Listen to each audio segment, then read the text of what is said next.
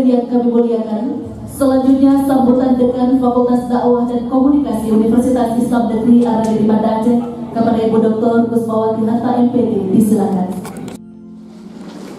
Bismillahirrahmanirrahim. Assalamualaikum warahmatullahi wabarakatuh.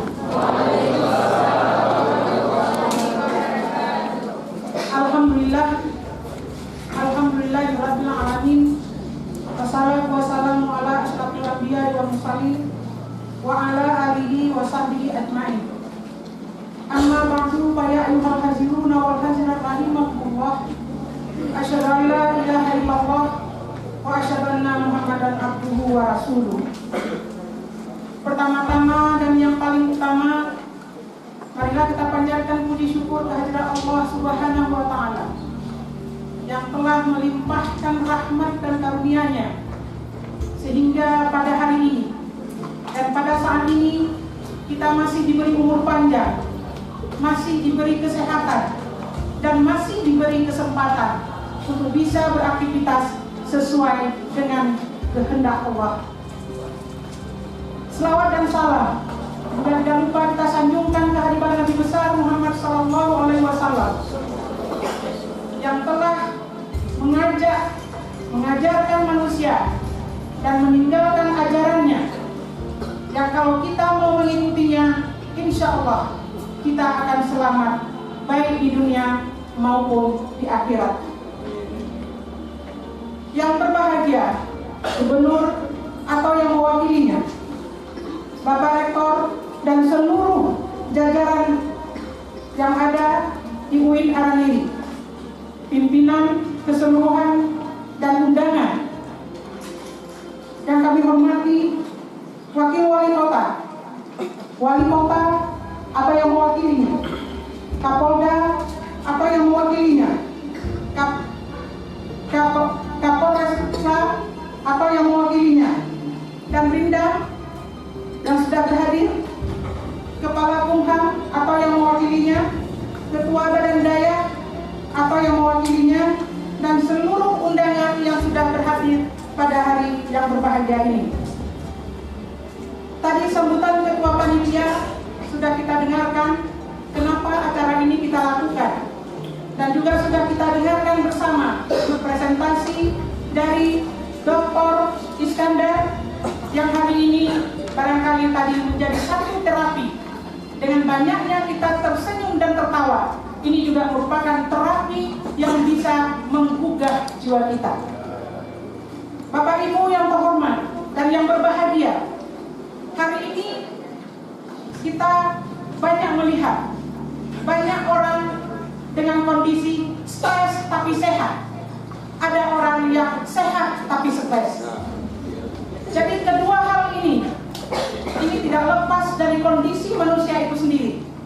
Dia mau stres tapi sehat atau sehat tapi stres, ini tidak lepas dari perbuatan dan amalan yang kita lakukan. Jadi oleh karena itu, yang dikatakan sehat tapi stres adalah orang-orang yang selalu menganggap dirinya sehat tapi berbicara seperti orang stres. Tapi ada juga orang-orang yang stres tapi dia sehat. Artinya apa? Dalam perbuatannya dia selalu menekan ke dalam dirinya bahwa stres tidak akan kelihatan dalam perilaku dan perbuatannya. Nah, oleh karena itu, bagaimana kita menangani kedua kondisi ini?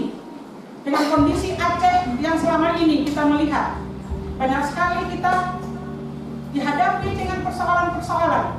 Salah satunya konflik yang berkepanjangan yang akan membuat manusia trauma, dan juga bencana alam yang tidak henti-hentinya juga membuat masyarakat trauma. Dan hasil penelitian saya terkait dengan trauma, Aceh termasuk masyarakat yang trauma tinggi. Tapi apa solusi yang kita bisa lakukan untuk menghilangkan trauma ini? Karena trauma ini kalau tidak ditangani secara profesional, dia akan menjadi permanen. Ketika permanen, maka dia akan kekurangan atau akan melemah secara daya pikirnya dan juga daya pindahnya. Oleh karena itu, tidak heran kalau kita lihat hari ini banyak orang sehat tapi stres, dan banyak orang stres tapi juga sehat. Jadi oleh karena itu, Bapak Ibu yang berbahagia, hari ini kita sudah ada wadah yang akan sebentar lagi di-launching oleh Bapak Rektor. Kita harapkan wadah ini nantinya akan diisi tidak hanya dari Universitas Islam Negeri Araniri saja, tapi kita juga berharap masyarakat bisa memanfaatkan fasilitas ini sehingga ini bersinergi dari segala perguruan tinggi dan juga masyarakat. Dan selanjutnya kita juga berharap bahwa ini seperti disampaikan oleh Bapak Dr. Iskandar tadi, bahwa satu-satunya penelitian yang baru selesai dilakukan dan sudah diakui dan sudah ada hak patennya, dan beliau meminta kita untuk ada di Fakultas Dakwah di bawah UIN Araniri, dan ini satu-satunya yang kita harap kalau tadi disampaikan di dunia, dan ini kita harap ini akan sukses ke depannya dengan dukungan Bapak Ibu semuanya.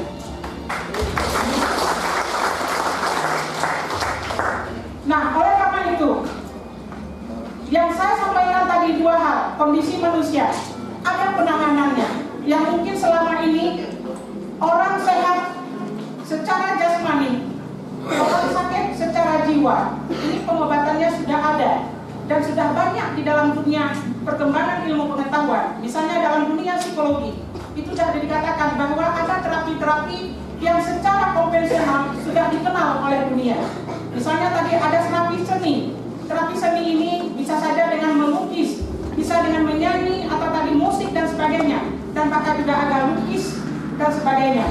Ini bisa terapi trauma.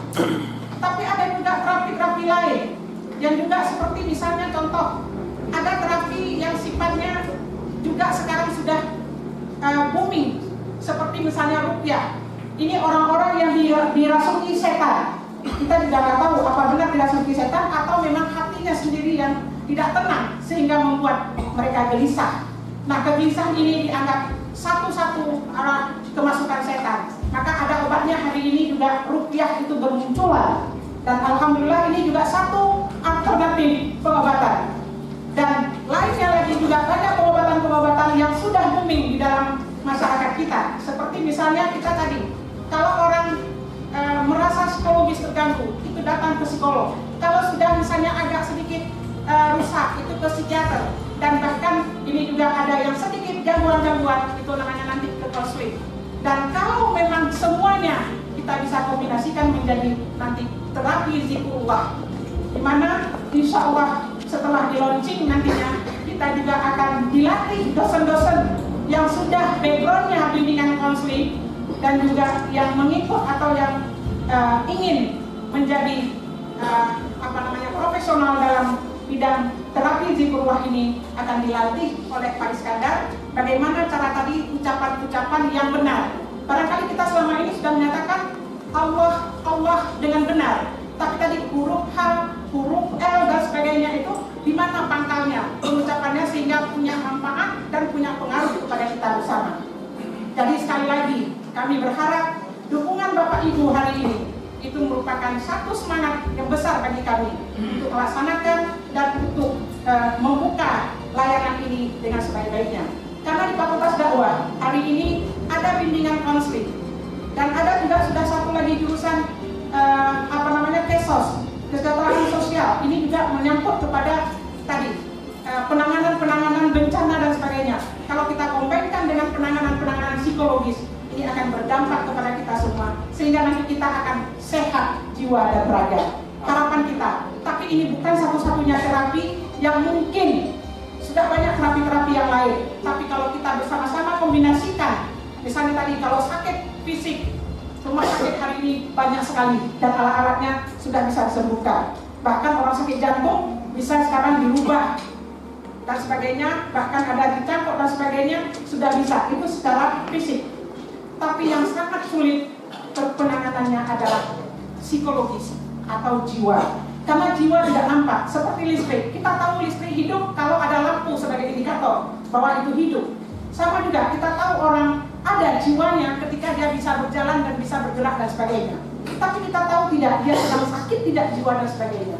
Ini sangat sulit. Maka tadi banyak dalam ilmu pengetahuan, teknologi dan sebagainya mencari terus apa sebenarnya yang diinginkan manusia sehingga nanti kita bahagia. Kalau dalam Islam, konseling Islam, tujuan akhir adalah Rabbana atina fid dunya hasanah wa fil akhirati hasanah wa qina azabannar. Artinya apa? Kita semua ingin sehat di dunia dan juga ingin sehat di akhirat, dan nanti kita tidak masuk dalam neraka, tapi kita masuk dalam surga Jannatul Na'im. Dan untuk itu kami mohon nanti kepada Bapak Rektor untuk membuka atau meluncing secara resmi klinik bimbingan dan konseling Islam yang ada di Fakultas Dakwah.